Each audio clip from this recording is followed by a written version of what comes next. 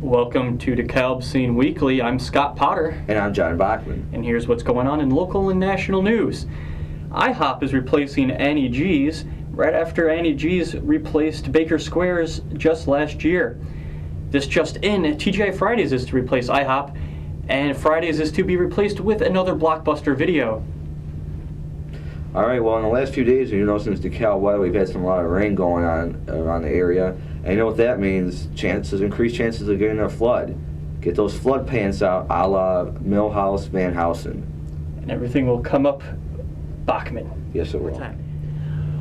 Rod Blagojevich was just fired from The Celebrity Apprentice this week. When asked about it, Rod said, "F Trump. All that hard computer typing work for nothing. Well, F him." Well, Blago's hair is still in it to win it. That thing is effing golden.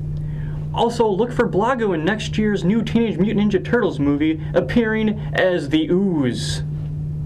All right, despite the rainy weather and the unseasonably cooler weather we've had lately, it's supposed to be getting warmer this weekend, which means starting next week you might be seeing those guys with Frisbees throwing it around on campus again. So when you're walking to class, make sure to duck your head when you say, "Hey, bro, watch out." Local experts in DeKalb are warning of the dangers of animal bites.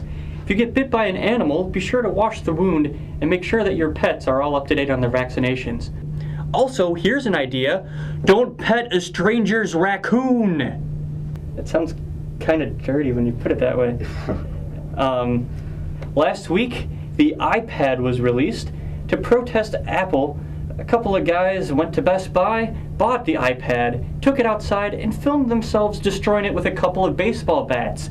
That's a great idea. To protest these high tuition costs, I'm going to register for as many credit hours as possible, then just not show up to class. That's really going to show on IU.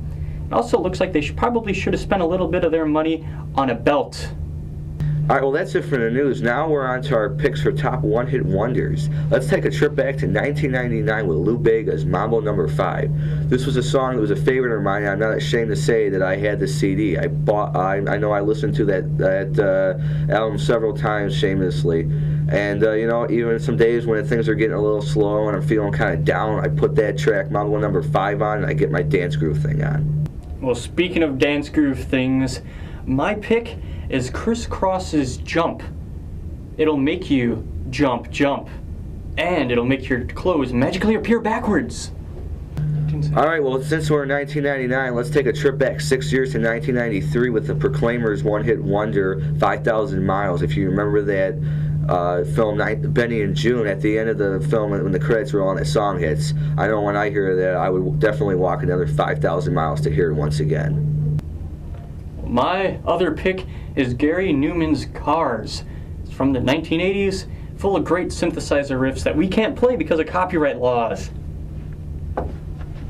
All right, well, that's it from us. Until next week, this has been DeKalb Scene Weekly. I'm John Bachmann. And I'm Scott Potter. See you later.